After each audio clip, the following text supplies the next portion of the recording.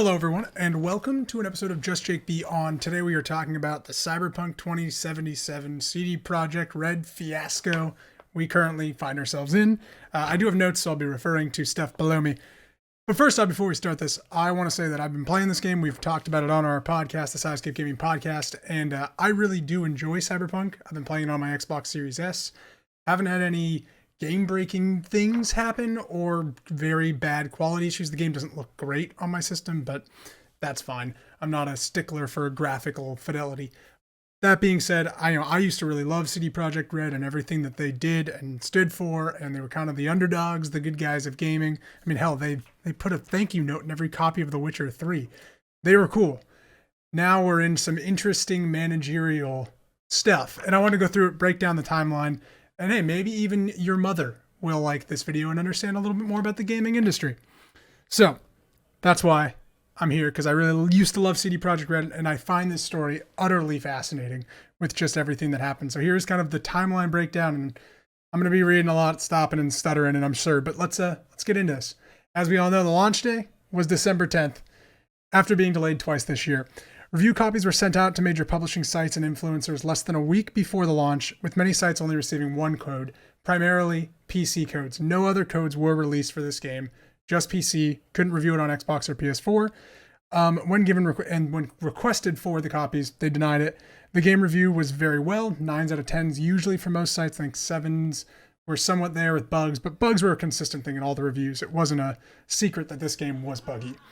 So, on December 2nd, CD Projekt Red tweets out this: "Your Cyberpunk 2077 videos and streams before release. We're getting closer and closer to the launch, and chances are some of you will get your hands on a copy of Cyberpunk 2077 before release day. However difficult this might be for us to achieve, our ambition is for all gamers across the world to have the same, spoiler-free experience at the time the game releases. This is why we kindly ask you not to stream/let's play or release any similar content before December 9th, 3 a.m. Pacific Standard Time. We will send out Max Tac, the guys that take down videos, after everyone who does. After that date, however, we would love if you streamed everything like there's no tomorrow. It's 2020. Who knows? Maybe there isn't." Which was an interesting statement, but understandable. Maybe, okay, they're trying to circumvent. Obviously, they didn't want the PS4 copies to be out in the wild for consumers to see what this game looks like on PS4, because on a base PS4 that's not Pro, it's laughably bad, and I'll show footage later. All was quiet on the Western Front kind of during this until reviews went live on the 7th with PC codes going out very well and only using footage provided by CD Projekt Red, basically to avoid showing any bugs, which the game is riddled with. Even to this day, I'm playing the game, and I'm sure you are, and it's filled with just bugs up the wazoo. Now, they've kind of manipulated the review cycle a little bit, knowing how it works, and really that they hold all the power, and it's Cyberpunk 2077. They want this game to be 10s. They know what they're doing here, basically. Now, on December 7th, Game Informer put out a PSA with their review. "For those that are prone to epileptic episodes, we wanted to offer a PSA on some of the epileptic triggers seen in Cyberpunk 2077. They've had an article that basically listed all the times that could give you a seizure if you have epilepsy, which CD Projekt Red didn't even show a warning of. Usually you get that epileptic warning. I've gotten that in Halo many a times and everything. CD Projekt Red commented later that day via Twitter, "Thank you for bringing this up. We are working on adding a separate warning in-game, aside from the one that already exists in the end-user licensing agreement." A small issue, another issue with that, besides the epileptic issue, which is very big, was when streamers were starting their live playthroughs and they were getting hit with copyright claims despite using the in-game anti-copyright mode, where it basically takes out all the songs that have copyright claims that they don't own that music of.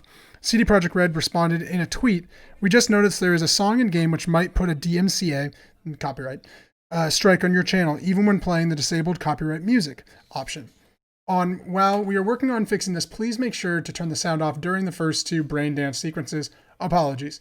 All right, it's a misstep, whatever. That's a small hiccup that, we forgot about one song. Sure. Then the game releases.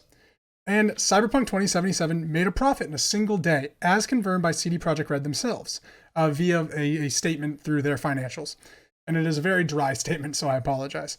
The management board of CD Projekt SA, with a registered office in Warsaw, hereinafter referred to as the company, hereby announces that the estimated licensing royalties receivable by the company in association with pre-order sales of Cyberpunk 2077 across all of its digital distribution channels has exceeded the sum of the following: total development expenditures related to the game and the game's marketing and promotional costs borne by the company, either already incurred or anticipated for the remainder of 2020. I almost said 2077. There's a lot of dates. So basically they made a profit, and they announced it, and they showed you. They also mentioned that the game had 8 million pre-orders, with many of those pre-orders all cancelable before the December 10th release date. Now here's where we get interesting, folks. And I'm going to get a little conspiracy theory. Now the interesting, almost conspiracy theory thing here is that I wrote, the release day for the game was usually different. For most games, is usually different, right? The game releases on a day, but the time it opens up is different. I live on the west coast of the United States, so for me, 9 p.m. on that Thursday, usually for a Friday release, is when the game goes live. Assassin's Creed went live at 9 p.m. on Thursday. Most games do. Cyberpunk had a worldwide release day with on December 10th, 12 p.m. or 9 p.m. wherever you are, but they did something differently with a unique global launch. The game was available in the world almost at the same time. Cyberpunk was available on the west coast of the United States at 4 p.m. Pacific Standard Time. And if you change your console, like I did, to New Zealand time, you got it at 2 p.m. Why would they do this? Maybe to avoid canceling some pre-orders when the PlayStation 4 version went launched. Because, hey, it's already available. You knew what you were getting into. Which, as we should state, they've never showed off any footage from PlayStation or Xbox at any of their events until the game launched, which is kind of crazy. That's the preamble to now everything that's happened post-launch, and it's crazy. Then the real story begins. After a weekend of Cyberpunk 2077, many complaints and comparison videos were posted, sharing across the internet, and here's some kind of like my favorite from the E3 to PS4. Welcome to Jurassic Park.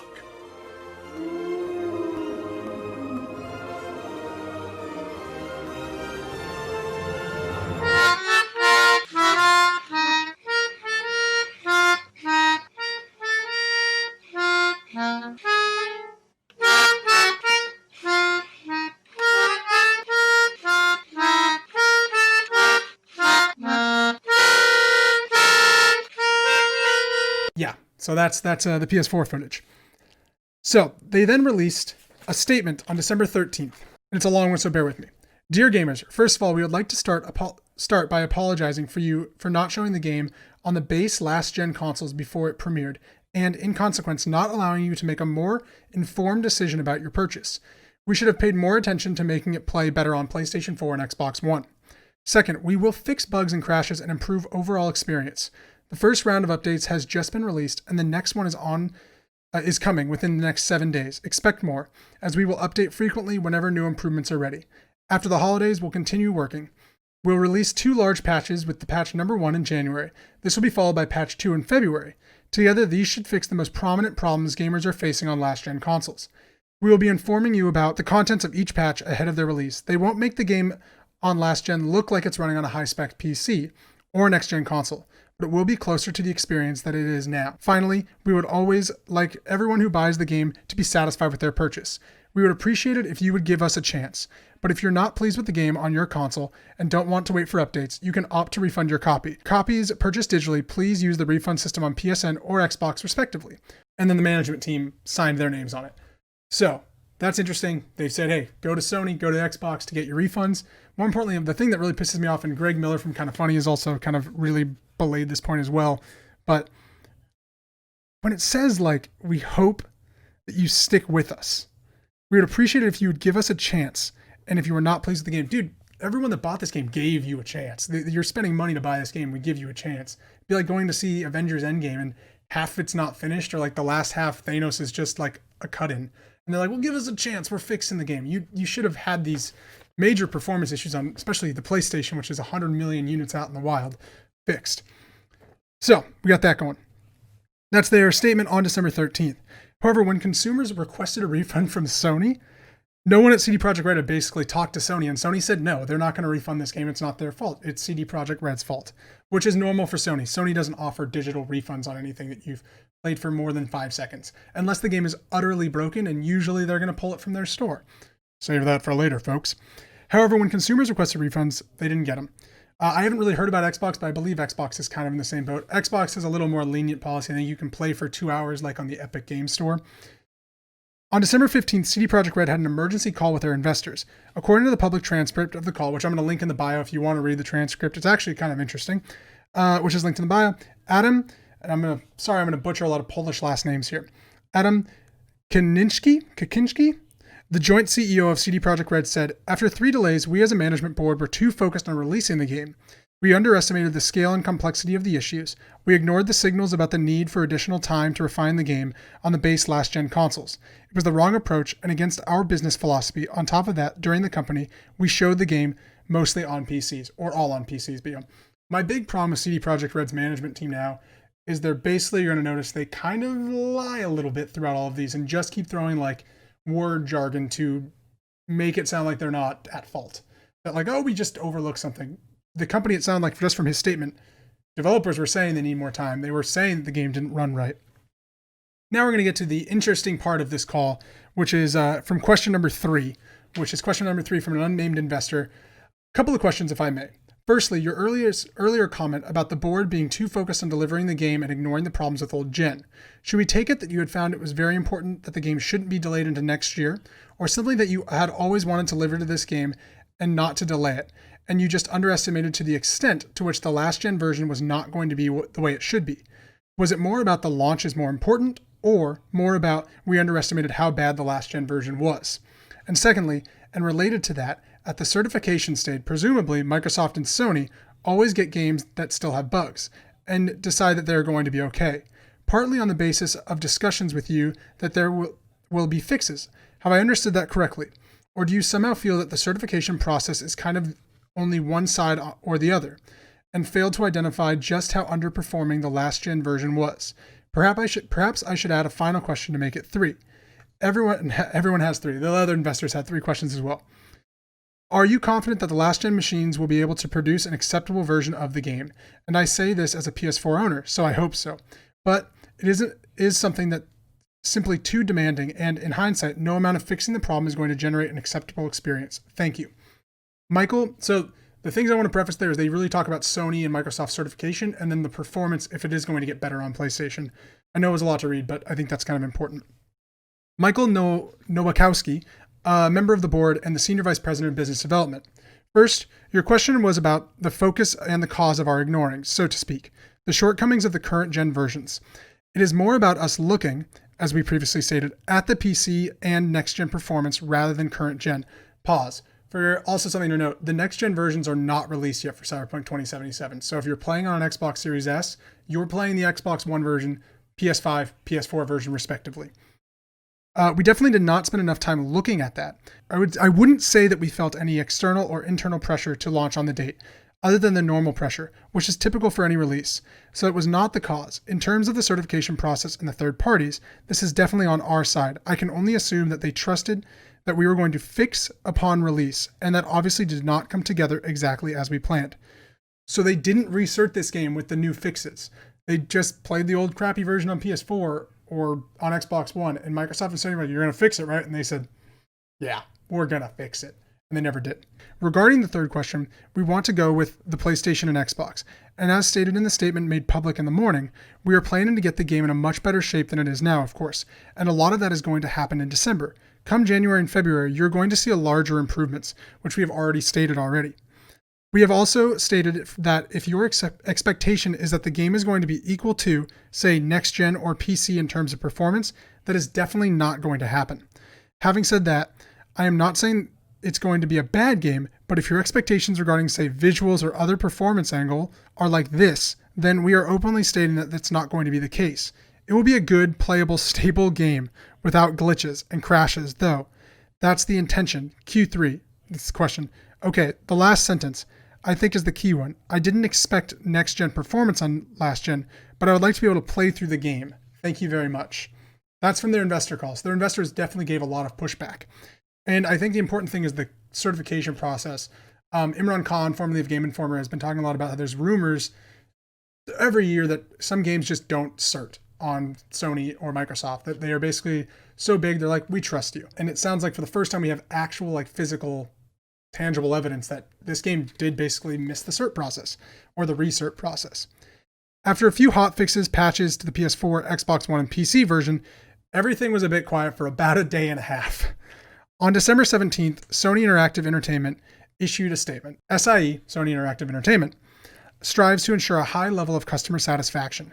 Therefore, we will begin to offer a full refund for all gamers who have purchased Cyberpunk 2077 on the PlayStation Store.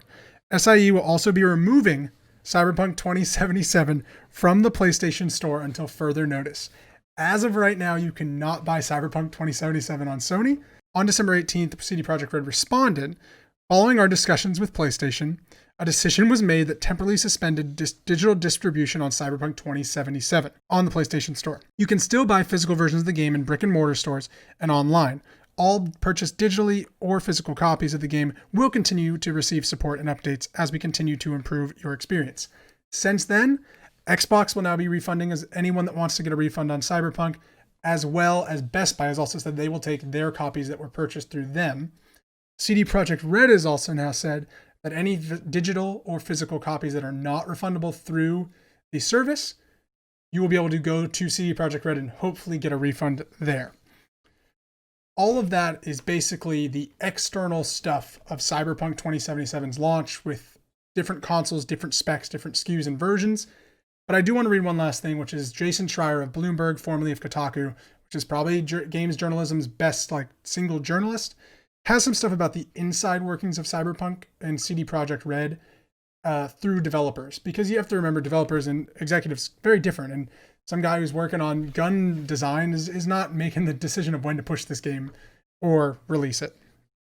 Cyberpunk game maker faces hostile staff after failed launch by Jason Schreier via Bloomberg. Rebellion is in the air at Polish video game publisher CD Projekt SA after the company's highly anticipated and thrice delayed latest title was released to scathing reviews about glitches. Frustrated and angry staff fired questions at the board during an internal video meeting Thursday that opened up with management apologizing for Cyberpunk 2077's disastrous launch. According to two people who were present, it was a fitting atmosphere for a company whose slogan, plastered on posters all around Warsaw's office, is "We are rebels." Developers asked blunt questions about the game's company's reputation, the game's unrealistic deadlines, and the relentless overtime in the months and years leading up to the game's December 10th release. The meeting took place before Sony's Corp's shocking announcement that was pulling Cyberpunk 2077 from the store. Cyberpunk 2077 is one of the biggest games of the year and has been a financial success, selling more than 8 million pre-orders and notching sales records for PC games.